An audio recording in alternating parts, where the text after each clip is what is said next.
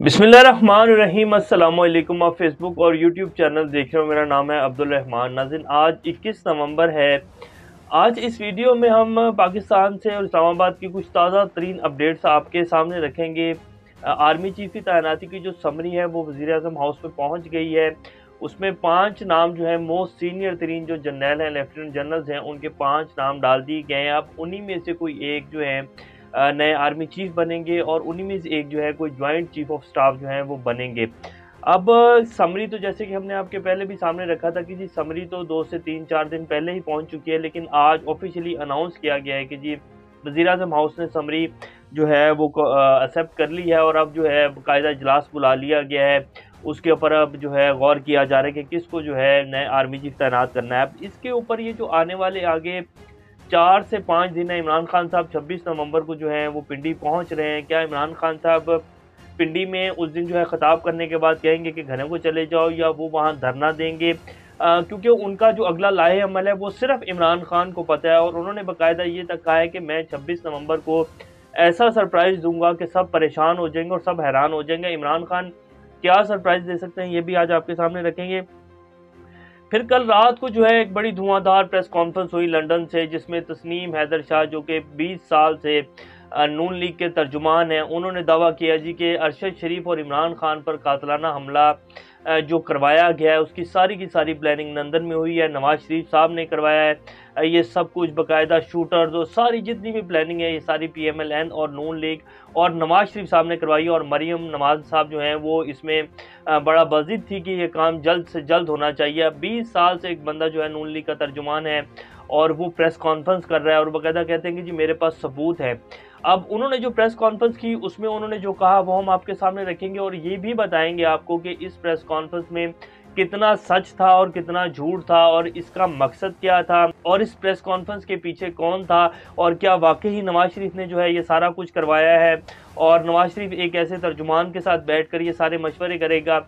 तो ये भी आपके सामने रखेंगे। फिर पंजाब हुकूमत की तरफ से भी जो है उनसे जो है रब्ता कर लिया गया तस्नीम हैदर शाह से। तो ये सारी अपडेट्स आज आपके सामने रखेंगे। इससे पहले अगर आप लोगों ने चैनल को सब्सक्राइब नहीं किया तो रेड बटन को प्रेस कर लें और बेल आइकॉन को भी प्रेस कर लें ताकि लेटेस्ट अपडेट्स आप लोगों को मिलते हैं और ये जो हमारा ताल्लुक है ऐसे ही जुड़ा रहे। सबसे पहले आपके सामने नज़म सेठी साहब का एक जो है वो रखते हैं, पेशन गोई रख देते हैं। उन्होंने कहा कि जी इमरान खान को इस्टेब्लिशमेंट ने निकाला है, इमरान खान अगली बार इलेक्शन में नहीं आएगा, यानी कि इमरान खान जो है वो ख़त्म है, वो अब इलेक्शन नहीं लड़ सकते हैं, उनकी जमात ख़त्म हो जाएगी, उनको नाअहल कर दिया गया है, कर दिया जाएगा और यहाँ फुल स्टॉप है, इससे अगली कोई बात नहीं होगी, ये फैसला हो चुका है। ये नजम सेठी साहब कहते हैं। वैसे इन्होंने अभी तक अपनी सहाफ़ती कैरियर में जितनी भी पेशन गोइयाँ की हैं ना और जितनी भी इनकी चिड़िया खबरें लेके आती हैं ना, उनमें से 80 to 70 to 80% जो खबरें होती हैं ना वो सिर्फ एक प्रोपेगेंडा होता है और वो फेक खबरें होती हैं, इनकी खबरों में कोई सच्चाई नहीं है। और बहरहाल खैर उन्होंने ये खबर दी है और अब देखेंगे कि उनकी खबर कितने % तक सच्ची होती है। लेकिन वैसे पिछले 7 माह में जितनी कोशिशें की गई इमरान खान को नाअहल करने की और जिस तरह पूरा एक ज़ोर लगाया गया, पूरी मशीनरी का ज़ोर लगाया गया और इमरान खान नाअहल नहीं हुए, तो वो तो यही कहते हैं कि जी इमरान खान को नाअहल कर दिया जाएगा और इमरान खान अगला इलेक्शन नहीं लड़ेंगे। लेकिन इमरान खान अगला इलेक्शन भी लड़ेंगे और पाकिस्तान के वज़ीर आज़म भी बनेंगे और फिर इमरान खान कहीं नहीं जाएंगे। ये हमारी तरफ से आप समझ लें कि हमने जो अभी तक जो है जितना भी सहाफ़त देखी और जितना सब कुछ सुना है, तो इमरान खान अगले वज़ीर आज़म बनेंगे और इंशाल्लाह बनेंगे। जनरल फैज़ हमीद साहब के भी हवाले से बहुत सारी पेशन गोइयाँ चल रही हैं, लेकिन पहले आपको ये खबर दे देते हैं कि समरी जो है वज़ीर आज़म हाउस पहुँच गए। 5 सीनियर तरीन नामों पर गौर किया जा रहा है। आर्मी चीफ की तैनाती के लिए इजलास में वज़ीर दिफा ख्वाजा आसिफ, वज़ीर दाखिला राना सनाउल्लाह साहब, वज़ीर कानून सरदार अयाज सादिक भी शरीक हैं। शहबाज शरीफ साहब ने इजलास को हेड किया। तो उनके ऊपर अब ये 5 नाम हैं, जिनमें लेफ्टिनेंट जनरल आसिम मुनीर जो कि सबसे सीनियर तरीन जनरल हैं, 27 तारीख को वैसे जो ये हैं रिटायर हो जाएंगे। लेफ्टिनेंट जनरल साहिर शमशाद साहब जो है वो दूसरे नंबर पर सीनियर हैं। Lieutenant general Azhar Abbas, lieutenant general Numan और 5वां नाम जो है वो लेफ्टिनेंट जनरल फैज़ हमीद साहब का है। अब इन 5 में से कोई भी जनरल जो है वो चीफ ऑफ आर्मी स्टाफ बन सकते हैं, इसमें कोई मजाका नहीं है। अब वो बेशक जनरल फैज़ हमीद हों, वो लेफ्टिनेंट जनरल नुमान हों, लेफ्टिनेंट जनरल अज़हर अब्बास हों, लेफ्टिनेंट जनरल सईद शमशाद हों, लेफ्टिनेंट जनरल आसिफ मुनीर हो, और इन्हीं पाँचों नामों में से एक बंदे ने जो है चीफ ऑफ आर्मी स्टाफ बनना है और एक जो है वो जॉइंट चीफ ऑफ स्टाफ बनेंगे।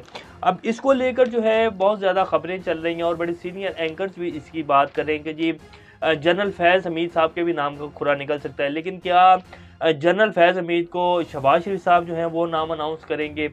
तो ये तो बड़ी अजब सी बात लगती है, क्योंकि पिछले 3.5 साल में जितना जनरल फैज़ हमीद का नाम लेके नून लीग ने, ख़ास तौर पर मरीम नवाज़ ने और नवाज शरीफ साहब ने जिस तरह के झूठे इल्ज़ामात उनके ऊपर लगाए हैं और जो वो करते रहे और जितनी हर्जा सराई उन्होंने जनरल फैज़ हमीद साहब के ऊपर की है, शायद इस तरह के बयान जो है वो कभी भी पाकिस्तान की किसी जनरल ऑन ड्यूटी जनरल के ख़िलाफ़ नहीं दिए गए होंगे, जिस तरह के बयान जो है वो नून लीग ने दिए हैं। और अब जब से ये हुकूमत में है तब से अब ये करारदादें पेश कर रहे हैं हमारे अदारों के हक़ में, और जी अब हम अदारों के जो है वो साथ खड़े हैं, हम कभी भी हर्जा सराई नहीं करने देंगे। और इमरान खान के ऊपर जो है तौहीन अदालत लगा रहे हैं कि जी इमरान खान अदारों के ख़िलाफ़ हर्जा सराई कर रहे हैं। तो अब जाके जो है सारा नैरेटिव ही चेंज करे, लेकिन जो सब कुछ उन्होंने जनरल फैज़ के ख़िलाफ़ किया है तो ये कभी भी जनरल फैज़ हमीद का नाम नहीं आने देंगे। बहरहाल लेकिन कुछ फ़ैसले ऐसे भी हो रहे हैं पाकिस्तान में जिनमें कुछ ये जो सब कुछ सामने सियासत चल रही है, ये सब कुछ ऐसे नहीं है, क्योंकि अगर नवाज शरीफ साहब को ही तैनाती का प्रॉपर वो दिया जाता तो नवाज शरीफ साहब मेरा नहीं ख्याल इन पांचों नामों में से कोई जो है वो लेके आते, क्योंकि नवाज शरीफ साहब के बारे में जिस तरह इमरान खान साहब कह चुके हैं कि इस बंदे ने कभी भी मेरिट के ऊपर काम नहीं किया, और नवाज शरीफ साहब ख़ास तौर पर उनकी यही कोशिश है पिछले 7 माह से कि मुझे जो बेटर डील देगा मैं उसको जो है नाम उसका अनाउंस कर दूंगा और उसको आर्मी चीफ लगा दूंगा। तो ये जो है जैसे कि हमने पहले भी आपके सामने रखा कि मोस्ट जो सीनियर नाम है उन्हीं में से एक चीफ ऑफ आर्मी स्टाफ आएंगे, उन्हीं में से एक जॉइंट चीफ ऑफ स्टाफ जो है वो बनेंगे। तो अब जो फैसला जहां से होना है वहीं से होना है, ये तो सिर्फ जो है एक आप कह लें कि नाम अनाउंस करने के लिए जो है बंदा रखा गया जो शहबाज शरीफ साहब करेंगे। तो ये इस टाइम की जो है सूरत हाल है। कल या परसों तक या दो से 3 दिन के अंदर जो है ये नाम अनाउंस कर दिया जाएगा। अब हम आपके सामने रखते हैं कि इमरान खान साहब जो हैं अपनी रिहाइशगाह में उन्होंने ज़मान पाक में सहाफ़ियों से गुफ्तगू की, उन्होंने कहा कि मैं आगे की प्लानिंग कर रहा हूँ, ये जिस मर्ज़ी को आर्मी चीफ लगाएं मुझे कोई मसला नहीं है, और ये बारहा दफ़ा इमरान खान साहब कह चुके हैं। लेकिन सामने मीडिया के सामने कुछ बयानात ऐसे भी होते हैं जो बिल्कुल सच्चाई की बुनियाद पर के ऊपर जो है वो नहीं दिए जाते, सियासत भी की जाती है।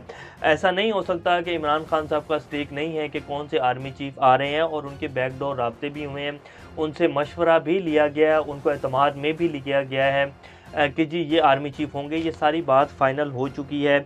अब तो ये कुछ से जो है सियासी बयानात हैं। बहरहाल खैर हुकूमत दोनों तरफ से फंस चुकी है। अगर इलेक्शन करवाते हैं तो अवाम इन्हें फारिग कर देंगे, अगर इलेक्शन नहीं करवाते तो मुल्क दिवालिया होने का ख़तरा है। मुझे डॉक्टर आरिफ अलवी के ज़रिए पैगामात भिजवाए जा रहे हैं, मगर मेरा एक ही मुतालबा है कि इलेक्शन की तारीख दें, फिर ही बात होगी। इन्हें नहीं पता कि मैं 26 नवंबर को इन्हें कैसा सरप्राइज़ दूंगा। इमरान खान साहब क्या सरप्राइज़ दे सकते हैं?